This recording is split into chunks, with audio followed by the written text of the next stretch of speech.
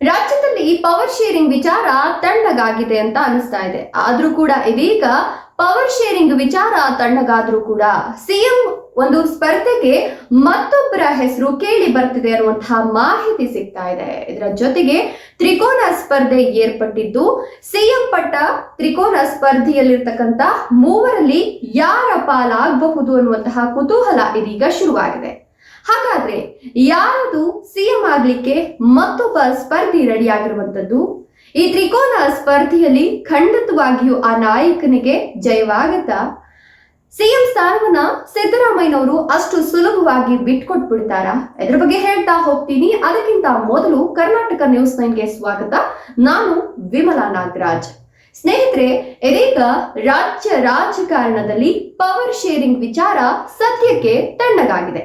High command ಹೇಳಿರುವಂತೆ, high command ಸೂಚನೆ ಕೊಟ್ಟಿರುವಂತೆ ಸದ್ಯಕ್ಕೆ ಎಲ್ಲ ಶಾಸಕರು ಸಚಿವರು ತೆಪ್ಪಗಾಗಿದ್ದಾರೆ. ಯಾರು ಸಹ ಪವರ್ ಶೇರಿಂಗ್ ವಿಚಾರಕ್ಕೆ ಸಂಬಂಧಪಟ್ಟಂತಹ ಹೇಳಿಕೆಗಳನ್ನ ಕೊಡ್ತಾ ಇಲ್ಲ. ಎಲ್ಲರೂ ಕೂಡ ಸೈಲೆಂಟ್ ಆಗಿ ತಾವಾಯ್ತು, ತಮ್ಮ ಕೆಲಸ ಆಯ್ತು, ತಮ್ಮ ಕ್ಷೇತ್ರ ಆಯ್ತು ಅಂತ ತೆಪ್ಪಗಿದ್ದಾರೆ.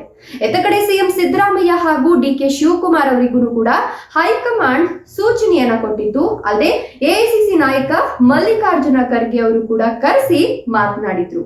ಎಐಸಿಸಿ ಅಧ್ಯಕ್ಷರಾಗಿರ್ತಕ್ಕಂಥ ಮಲ್ಲಿಕಾರ್ಜುನ ಖರ್ಗೆ, ನೀವು ಉನ್ನತ ಸ್ಥಾನದಲ್ಲಿ ಇಟ್ಕೊಂಡು ಬೇರೆ ರೀತಿಯ ಹೇಳಿಕೆಗಳನ್ನ ಕೊಟ್ಟು ರಾಜ್ಯ ರಾಜಕಾರಣದಲ್ಲಿ ತಲ್ಲಣವನ್ನ ಸೃಷ್ಟಿ ಮಾಡಬೇಡಿ ಅಂದಾದ್ಮೇಲೆ ಪವರ್ ಶೇರಿಂಗ್ ವಿಚಾರಕ್ಕೆ ಸಂಬಂಧಪಟ್ಟಂತೆ ಸಿಎಂ ಸಿದ್ದರಾಮಯ್ಯ ಆಗಿರಬಹುದು, ಡಿಕೆ ಶಿವಕುಮಾರ್ ಆಗಿರಬಹುದು, ಯಾರು ಕೂಡ ಚಕಾರವನ್ನ ಎತ್ತೋದಿಲ್ಲ. ಇಬ್ರು ಕೂಡ ಸೈಲೆಂಟ್ ಆಗ್ತಾರೆ. ಇವನ್ ರಾಹುಲ್ ಗಾಂಧಿ ಅವರು ಕೂಡ ಇಬ್ಬರು ನಾಯಕರನ್ನ ಭೇಟಿ ಆಗ್ಲಿಕ್ಕೆ ಒಪ್ಕೊಳ್ಳೋದಿಲ್ಲ. ಇಬ್ಬರು ಕೂಡ ವಾಪಸ್ ಆಗ್ತಾರೆ. ಇದಾದ ನಂತರ ಎಲ್ಲೋ ಒಂದ್ ಕಡೆ ರಾಜ್ಯದಲ್ಲಿ ಪವರ್ ಶೇರಿಂಗ್ ವಿಚಾರ ತಣ್ಣಗಾಯ್ತು, ಎಲ್ಲವೂ ಸರಿ ಹೋಯ್ತು ಅನ್ಕೊಳ್ಳೋ ಅಷ್ಟರಲ್ಲೇ ಇದೀಗ ವಿಜಯಪುರದಲ್ಲಿ ನಡೆದಂತಹ ಕಾರ್ಯಕ್ರಮವೊಂದರಲ್ಲಿ ಎಐಸಿಸಿ ಅಧ್ಯಕ್ಷ ಮಲ್ಲಿಕಾರ್ಜುನ ಖರ್ಗೆ ಕೊಟ್ಟಿರ್ತಕ್ಕಂಥ ಒಂದು ಹೇಳಿಕೆ ಇದೀಗ ತೀವ್ರ ಚರ್ಚೆಗೆ ಕಾರಣವಾಗಿದೆ. ಆ ಹೇಳಿಕೆ ಏನಪ್ಪಾ ಅಂತ ಹೇಳಿದ್ರೆ, ನನಗೆ ಮುಖ್ಯಮಂತ್ರಿ ಸ್ಥಾನವನ್ನ ತಪ್ಪಿಸಿದ್ದು ಬೇಜಾರಾಯ್ತು, ನನಗೆ ಮುಖ್ಯಮಂತ್ರಿ ಸ್ಥಾನ ಸಿಕ್ತಾಯ್ತು, ಅದನ್ನ ಕೆಲವರು ಪಿತೂರಿ ಮಾಡಿ ತಪ್ಪಿಸ್ಬಿಟ್ರು ಅನ್ನುವಂತಹ ಹೇಳಿಕೆಯನ್ನ ಕೊಟ್ಟಿದ್ದಾರೆ. ಸೊ ಈ ಒಂದು ಹೇಳಿಕೆ ಇದೀಗ ಮುನ್ನೆಲೆಗೆ ಬರ್ತಾ ಇದ್ದು, ರಾಜ್ಯ ರಾಜಕಾರಣದಲ್ಲಿ ಸಿಎಂ ಸ್ಥಾನಕ್ಕೆ ತ್ರಿಕೋನ ಸ್ಪರ್ಧೆ ಏರ್ಪಟ್ಟಿದೆ ಅನ್ನೋದು ಸದ್ಯಕ್ಕೆ ಎದ್ದಿರ್ತಕ್ಕಂಥ ಸುದ್ದಿ. ವಿಜಯಪುರ ಕಾರ್ಯಕ್ರಮಕ್ಕೆ ಆಗಮಿಸಿದಂತಹ ಎಐಸಿಸಿ ಅಧ್ಯಕ್ಷ ಮಲ್ಲಿಕಾರ್ಜುನ ಖರ್ಗೆ ಆ ಒಂದು ಕಾರ್ಯಕ್ರಮದಲ್ಲಿ ಈ ಒಂದು ಹೇಳಿಕೆಯನ್ನ ಕೊಡ್ತಾರೆ. ಇದರ ಜೊತೆಗೆ ನೀವೇನಾದ್ರೂ ಮುಖ್ಯಮಂತ್ರಿನ ಬದಲಾವಣೆ ಮಾಡಬೇಕು ಅಂತ ಅನ್ಕೊಂಡಿದ್ರೆ, ಹೇಗೆ ಶಾಸಕಾಂಗ ರಚನೆ ಆದ್ಮೇಲೆ ಎಲ್ಲಾ ಶಾಸಕರು ಸಚಿವರ ಒಂದು ಒಪ್ಪಿಗೆಯನ್ನ ತೆಗೆದುಕೊಂಡು ಸಿಎಂ ಸಿದ್ದರಾಮಯ್ಯನವರನ್ನ ಸಿಎಂ ಆಗಿ ಮಾಡ್ತಿರಲ್ಲ, ಅದೇ ರೀತಿ ಸಿದ್ದರಾಮಯ್ಯನವ್ರನ್ನ ಕೆಳಗಡೆ ಇಳಿಸಬೇಕು, ಪವರ್ ಶೇರಿಂಗ್ ಆಗಬೇಕು ಅಂದ್ರೆ ಎಲ್ಲಾ ಶಾಸಕರು ಸಚಿವರ ಒಂದು ಒಮ್ಮತವನ್ನ ತೆಗೆದುಕೊಳ್ಬೇಕು, ಅವರ ಅಭಿಪ್ರಾಯವನ್ನ ತೆಗೆದುಕೊಂಡ ನಂತರ ನೀವು ಪವರ್ ಶೇರಿಂಗ್ ಅನ್ನ ಮಾಡಬೇಕು.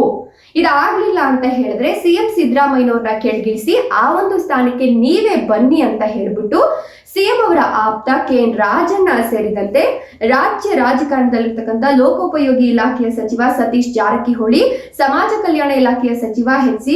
ಮಹದೇವಪ್ಪ ಇಬ್ಬರೂ ಕೂಡ ಹೇಳಿಕೆಯನ್ನ ಕೊಟ್ಟಿರುವಂತದ್ದು. ಸೊ ಈ ಒಂದು ಆಫರ್ ಅನ್ನ ಎಐಸಿಸಿ ಅಧ್ಯಕ್ಷ ಮಲ್ಲಿಕಾರ್ಜುನ ಖರ್ಗೆ ಅವರಿಗೆ ಈ ಮೂವರು ಸಚಿವರು ಸೇರಿದಂತೆ ಒಂದಷ್ಟು ಜನರ ಗುಂಪು ಹೋಗ್ಬಿಟ್ಟು ಆಫರ್ ಅನ್ನ ಕೊಡುತ್ತೆ. ಅದಾದ ನಂತರ ಈ ಒಂದು ವಿಜಯಪುರ ಕಾರ್ಯಕ್ರಮದಲ್ಲಿ ಎಐಸಿಸಿ ನಾಯಕ, ಎಐಸಿಸಿ ಅಧ್ಯಕ್ಷ ಮಲ್ಲಿಕಾರ್ಜುನ ಖರ್ಗೆ ಕೊಟ್ಟಿರ್ತಕ್ಕಂಥ ಈ ಒಂದು ಹೇಳಿಕೆ ಎಲ್ಲೋ ಒಂದ್ ಕಡೆ ರಾಜ್ಯದಲ್ಲಿ ಸಿಎಂ ಸ್ಥಾನಕ್ಕೆ ತ್ರಿಕೋನ ಸ್ಪರ್ಧೆ ಏರ್ಪಟ್ಟಿರುವುದು ಸತ್ಯ ಅನ್ನುವಂಥದ್ದು ಸತ್ಯದ ಮಾಹಿತಿ. ಹೀಗಾಗಿ ಹಿಂದುಳಿದ ನಾಯಕ ಆಗಿರ್ತಕ್ಕಂಥ ಎಐಸಿಸಿ ಅಧ್ಯಕ್ಷ ಮಲ್ಲಿಕಾರ್ಜುನ ಖರ್ಗೆ ಅವರನ್ನ ಸಿಎಂ ಸ್ಥಾನಕ್ಕೆ ಏರ್ಸಿದ್ರೆ ಡಿಕೆ ಶಿವಕುಮಾರ್ ಅವರು ಮಾಡ್ತಿರ್ತಕ್ಕಂಥ ಒಂದು ಪ್ಲಾನು ಫ್ಲಾಪ್ ಆಗುತ್ತೆ. ಇದರ ಜೊತೆಗೆ ಸಿಎಂ ಸಿದ್ದರಾಮಯ್ಯನವರನ್ನ ಬದಲಾವಣೆ ಮಾಡಬೇಕು, ಮಾಡಿ ಡಿಕೆ ಶಿವಕುಮಾರ್ ಅವರಿಗೆ ಸಿಎಂ ಸ್ಥಾನವನ್ನ ಕೊಟ್ರೆ ರಾಜ್ಯದಲ್ಲಿ ಅಲ್ಲೋಲ ಕಲ್ಲೋಲ ಸೃಷ್ಟಿಯಾಗುತ್ತೆ, ರಾಜ್ಯ ರಾಜಕಾರಣ ಏರುಪೇರಾಗ್ಬಿಡುತ್ತೆ ಅನ್ನುವಂತಹ ಒಂದು ಗೊಂದಲ ಇರೋದ್ರಿಂದ, ಇದರ ಜೊತೆಗೆ ಮುಂದೆ ನಡೀತಿರ್ತಕ್ಕಂಥ ಪಶ್ಚಿಮ ಬಂಗಾಳ ಎಲೆಕ್ಷನ್ ಇರಬಹುದು, ತಮಿಳುನಾಡು ಎಲೆಕ್ಷನ್ ಇರಬಹುದು, ಇದೆಲ್ಲದರ ಮೇಲೂ ಕೂಡ ಇದು ಸಾಕಷ್ಟು ಹೊಡೆತವನ್ನ ಬೀಳುತ್ತೆ. ಹಾಗಾಗಿ ಸಿಎಂ ಬದಲಾವಣೆ ಮಾಡ್ಲಿಕ್ಕೆ ಯಾವುದೇ ಅವಕಾಶಗಳು ಇಲ್ಲ ಅಂತ ರಾಹುಲ್ ಗಾಂಧಿ ಸದ್ಯ ತೆಪ್ಪಗೆ ಇದ್ದಾರೆ. ಹೀಗಿರುವಾಗ ರಾಜ್ಯ ರಾಜಕಾರಣದಲ್ಲಿ ಈ ತ್ರಿಕೋನ ಸ್ಪರ್ಧೆ ಏರ್ಪಟ್ಟಿರ್ತಕ್ಕಂಥದ್ದು ತೀವ್ರ ಕುತೂಹಲಕ್ಕೆ ಕಾರಣವಾಗಿದೆ.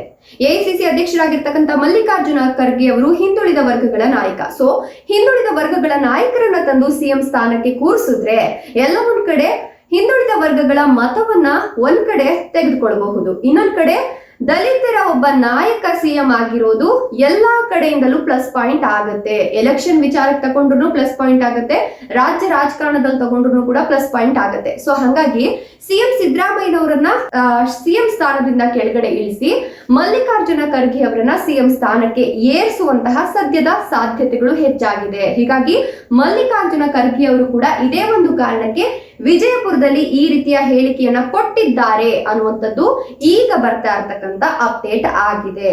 ಸೊ ಹಾಗಾಗಿ ಎಲ್ಲೋ ಒಂದ್ ಕಡೆ ಸಿಎಂ ಸಿದ್ದರಾಮಯ್ಯ ಅವರು ಸಿಎಂ ಸ್ಥಾನದಿಂದ ಕೆಳಗೆ ಇಳಿಯಲ್ಲ ಅನ್ನೋದನ್ನ ಅವರೇ ಘಂಟಾಘೋಷವಾಗಿ ಹೇಳ್ಕೊಂಡಿದ್ರು. ಇನ್ನೊಂದ್ ಕಡೆ ತಾನು ಸಿಎಂ ಆಗ್ಲೇಬೇಕು ಅಂತ ಹೇಳ್ಬಿಟ್ಟು ಎಐಸಿಸಿ ಅಧ್ಯಕ್ಷ ಮಲ್ಲಿಕಾರ್ಜುನ ಖರ್ಗೆ ಹಾಗೂ ಪ್ರಿಯಾಂಕಾ ಗಾಂಧಿ ಅವರನ್ನ ನಂಬಿಕೊಂಡಿದ್ದಂತಹ ಡಿಕೆಶಿಗೆ ಇದೀಗ ಈ ಒಂದು ಹೇಳಿಕೆ ಹಿನ್ನಡೆಯನ್ನ ಉಂಟು ಮಾಡುತ್ತೆ ಅಂತ ಹೇಳಿದ್ರೆ ತಪ್ಪಾಗ್ಲಿಕ್ಕಿಲ್ಲ. ಸ್ವತಃ ಮಲ್ಲಿಕಾರ್ಜುನ ಖರ್ಗೆ ಅವರೇ ಸಿಎಂ ಸ್ಥಾನದ ಆಕಾಂಕ್ಷಿ ಅನ್ನುವಂಥದ್ದನ್ನ ವಿರೋಧವಾಗಿ ಹೇಳ್ಕೊಂಡ್ರು ಪರವಾಗಿಲ್ಲ, ಡೈರೆಕ್ಟ್ ಆಗೇನೆ ಹೇಳ್ಕೊಂಡಿದ್ದಾರೆ. ಅಂದ್ರೆ ಕಾರ್ಯಕ್ರಮ ಒಂದರಲ್ಲಿ ನಾನು ಕೂಡ ಸಿಎಂ ಆಗೋನಿದ್ದೆ, ಆದ್ರೆ ಅದನ್ನು ತಪ್ಪಿಸಿದ್ರು ಅಂತ ನೇರವಾಗಿ ಹೇಳ್ಕೊಂಡಿದ್ದಾರೆ. ಸೊ ಡೈರೆಕ್ಟ್ ಆಗಿ ಹೇಳ್ಕೊಂಡಿರೋದ್ರಿಂದ ಎಲ್ಲೋ ಒಂದ್ ಕಡೆ ಸಿಎಂ ಆಗ್ಲಿಕ್ಕೆ ಡಿ.ಕೆ. ಶಿವಕುಮಾರ್ಗೆ ಅವರು ಹೆಲ್ಪ್ ಮಾಡಲ್ಲ ಅನ್ನೋದು ಕನ್ಫರ್ಮ್ ಆಗಿದೆ ಅನ್ನುವಂಥದ್ದು. ಸೊ ಇದೆಲ್ಲ ಕೂಡ ಅಂತೆ ಕಂತೆಗಳು. ಬಟ್ ಯಾರು ಯಾವ ಸ್ಥಾನಕ್ಕೆ ಏರ್ತಾರೋ, ಯಾರು ಯಾವ ಸ್ಥಾನದಿಂದ ಇಳಿತಾರೆ ಅನ್ನೋದನ್ನ ಮುಂದಿನ ದಿನಗಳಲ್ಲಿ ಕಾದ್ ನೋಡ್ಬೇಕಿದೆ. ಯಾಕಂದ್ರೆ ಸಿಎಂ ಸಿದ್ದರಾಮಯ್ಯನವರು ಸೆಪ್ಟೆಂಬರ್ ಕ್ರಾಂತಿ ಅನ್ನುವಂತಹ ಒಂದು ಹೊಸ ಹೇಳಿಕೆಯನ್ನ ಕೊಟ್ಟಿದ್ದಾರೆ. ಸೊ ಆ ಸೆಪ್ಟೆಂಬರ್ ಕ್ರಾಂತಿಯಲ್ಲಿ ಏನೆಲ್ಲ ಬದಲಾವಣೆ ಆಗುತ್ತೆ ಅನ್ನೋದು ಮುಂದಿನ ದಿನಗಳಲ್ಲಿ ಗೊತ್ತಾಗುತ್ತೆ. ಸೊ ಆಗ ಇನ್ನೊಂದಷ್ಟು ಅಪ್ಡೇಟ್ಸ್ ಅನ್ನ ಕೊಡ್ತಾ ಹೋಗ್ತೀನಿ. ಸ್ನೇಹಿತರೆ, ಇವತ್ತಿನ ವಿಡಿಯೋ ನಿಮ್ಗೆ ಇಷ್ಟವಾದ್ರೆ ಲೈಕ್ ಕೊಟ್ಟು ಶೇರ್ ಮಾಡಿ, ತಪ್ಪದೆ ನಮ್ಮ ಚಾನಲ್ ಅನ್ನ ಸಬ್ಸ್ಕ್ರೈಬ್ ಮಾಡ್ಕೊಳ್ಳಿ. ಹಾಗೆ ನಿಮ್ಮ ಅನಿಸಿಕೆ ಅಭಿಪ್ರಾಯಗಳನ್ನ ಕಮೆಂಟ್ ಬಾಕ್ಸ್ ನಲ್ಲಿ ಕಮೆಂಟ್ ಮಾಡೋದನ್ನ ಮರಿಬೇಡಿ. ಧನ್ಯವಾದಗಳು.